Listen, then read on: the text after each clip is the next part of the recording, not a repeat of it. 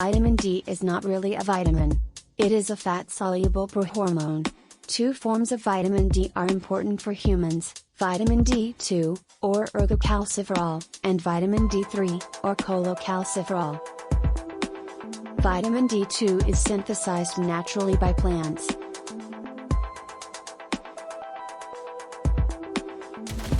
Vitamin D3 is synthesized by the body when the skin is exposed to ultraviolet radiation, mainly UVB rays, from the sun. Vitamins D2 and D3 can be produced chemically and used as supplements.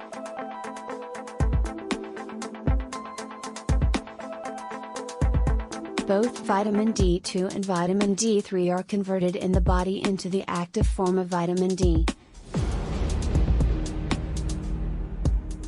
Vitamin D is involved in a number of essential processes for good health by improving muscle strength, strengthening the immune system, helping to avoid inflammation, promoting the absorption of calcium by the small intestine, helping to maintain adequate blood levels of calcium and phosphate, essential for the formation, composition, growth and repair of bones.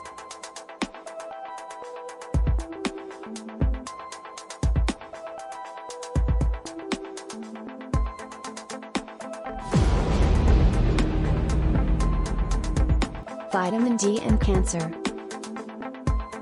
In addition to bone mineralization and maintaining calcium balance, 25-dihydroxyvitamin D has physiological functions, including regulating the growth and differentiation of a large proportion of normal and malignant cells.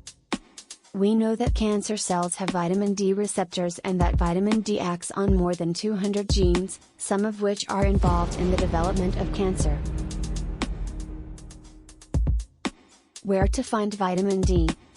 Vitamin D is provided by food and synthesized by the body in the skin under the action of the sun's rays. Endogenous production under the action of ultraviolet radiation on the skin results from neosynthesis occurring in the epidermis. Hollick, 2007. Vitamin D produced by the skin is stored in the liver, muscle and adipose tissue and used by the body during non-sunny periods. Endogenous vitamin D synthesis is influenced by season, exposure schedule and latitude.